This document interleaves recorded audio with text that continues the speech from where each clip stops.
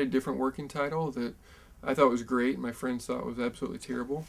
So I knew I had to come up with something different to describe what I was writing about. One day I was sitting on my couch and I was working on a chapter and I actually looked up at our TV and my wife had taped this picture on it.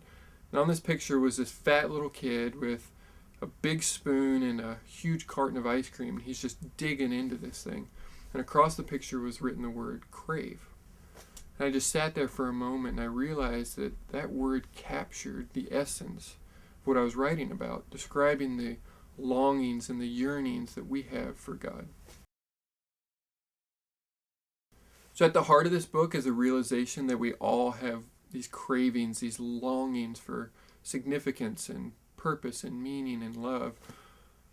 And I believe that God created us with these cravings for a reason. And I think that reason is to drive us back to the source of our cravings, which I believe is Him. Now, ultimately, sex and money and pleasure aren't going to satisfy. And I found that even study and service and learning about God, those don't satisfy either. So really at the heart of my cravings, I've found that the only thing that satisfies is intimacy with God.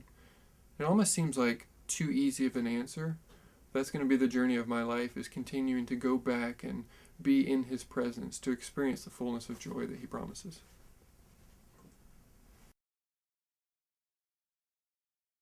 I don't know if we can actually control the cravings that we have for God. I think that the cravings that we do have are means of grace, that God gives them to us to point us to Him. So if we try and go and manufacture these feelings for God, I don't think it's going to help. I think that we can go and in prayer ask God, give me more of a desire for you. And then as these cravings come, always remember that the point of them is to take us back to the source, which is in an intimate relationship with Him.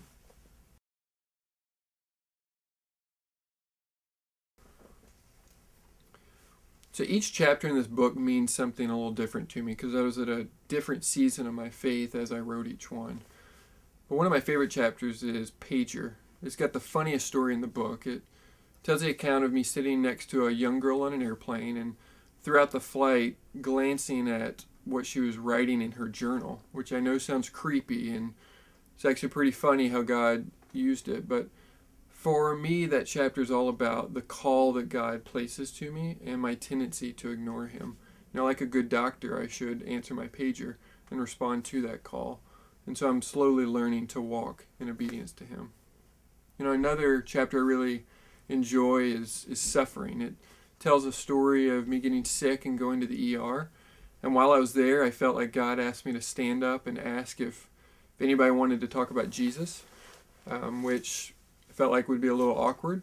And so it walks through the account of actually doing that, and then how God used that to speak to my heart. But ultimately, that chapter is not about evangelism. It's about how God means to use suffering for our good. And when we don't view suffering as something that God gives to us as a gift because He loves us, then we're missing the point. And I think another really important chapter to me is joy. I've often viewed joy as something that is to be desired in our spiritual journey with Christ, almost the goal of our journey. And I've learned through the process of desiring and yearning after this kind of joy that it doesn't satisfy. Ultimately, God means for us to have great joy, but He desires that we desire Him and treasure Him alone.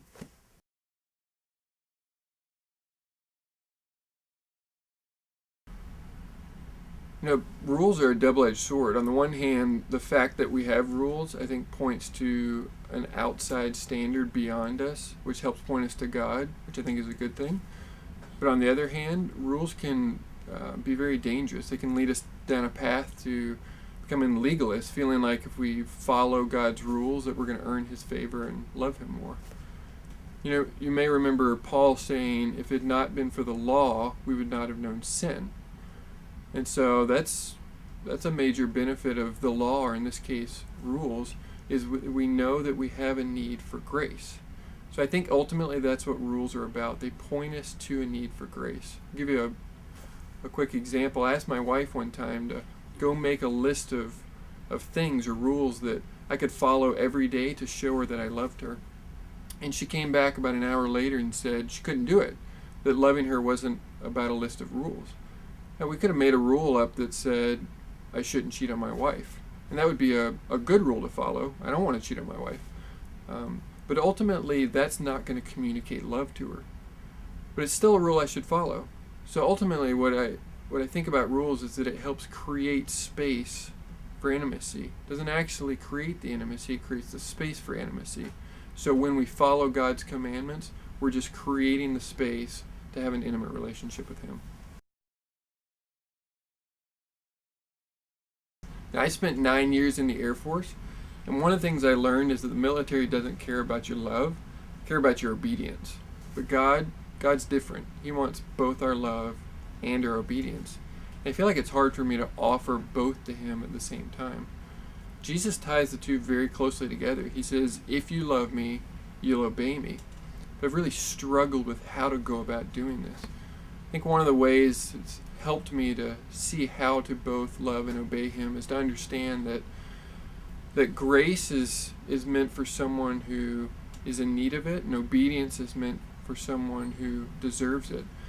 And so grace and obedience both act as channels for love to flow between God and man.